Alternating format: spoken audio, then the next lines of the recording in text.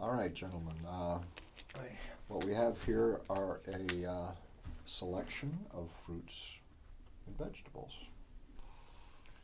And What is a tomato, a fruit or a vegetable? It's a fruit. Okay. Supreme Court said vegetable. it's a fruit. Forget why. Um, Avocado's a fruit also. Potato's a vegetable. It's a weird world we live in.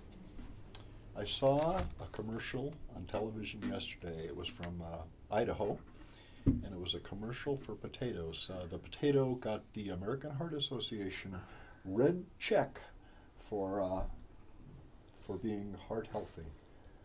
The potato did. What would you say?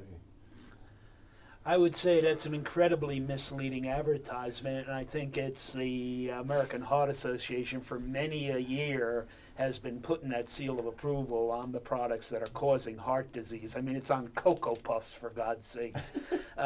So that is carbohydrates you're looking at there, and in an insulin-resistant person, that's going to drive your insulin, it's going to drive your triglycerides, it's going to drive your particles. So this is not something we need to be consuming, as that ad would have you believe. And they make, oh, your cholesterol will do better. Of course, your LDLs are carrying triglycerides instead of cholesterol, but your particle count is higher. So this is the travesty that we face as physicians trying to educate our patients, and they go home and they see these ads that sort of make sense to them. And it's unfortunate. Any of these fruits? What comments would you make, Gary, about any of the fruits? As Dr. Dayspring said about the potato, if you're insulin resistant, they're not doing yourself any favors. Doesn't matter how many micronutrients, phytochemicals, antioxidants they have in them, they are going to stimulate insulin secretion. They're going to cause your triglycerides to go up, fat to be accumulated. Doesn't matter if you're 25 and you're a marathon runner, have a great time. The problem is we don't stay 25 our whole lives, and as you know, Greenie, as an orthopedic surgeon, it's hard to stay a marathon runner for your whole life before you have to visit the orthopedic surgeon. So, it's just we've got this obsession that it's all about vitamins, it's all about minerals, it's all about these magical nutrients that we could say our foods have, and we could sell our foods based on them. And this is an idea that dates to the 1920s, 1930s, and the heyday of, the nutrition research with discovery of vitamin deficiency diseases and vitamins themselves and how they could cure vitamin deficiency diseases. But when we're talking about obesity and heart disease, we're not talking about the vitamins and the micronutrients. We're talking about the effect on your liver, on your pancreas, on insulin secretion and the triglyceride synthesis and everything that follows. And in that world, these are not doing you any favors.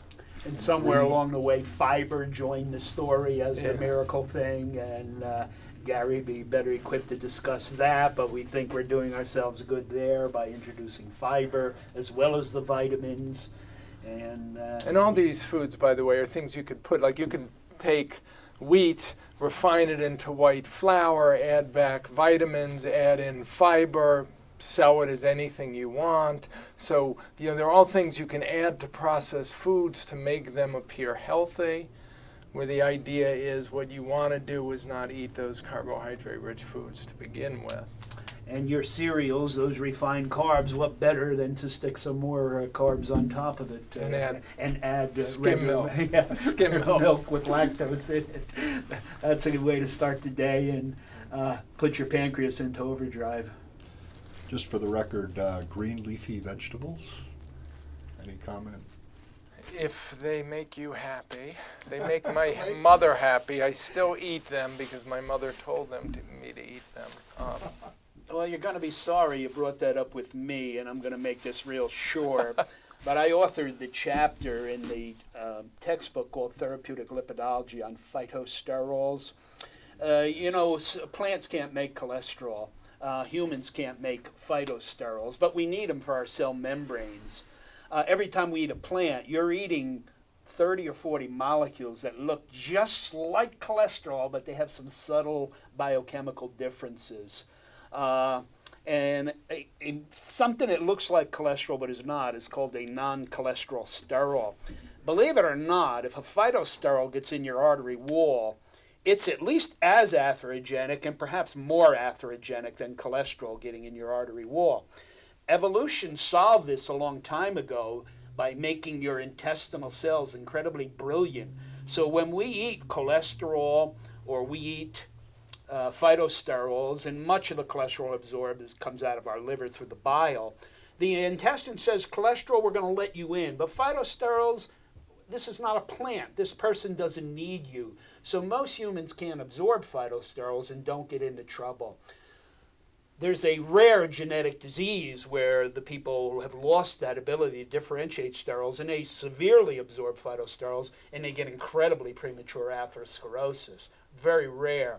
But like everything else, the genes at play, there are subtle polymorphisms. So there are significant members out there in our patient populations who probably do overabsorb phytosterols. And if we identified them, there are ways of perhaps correcting that.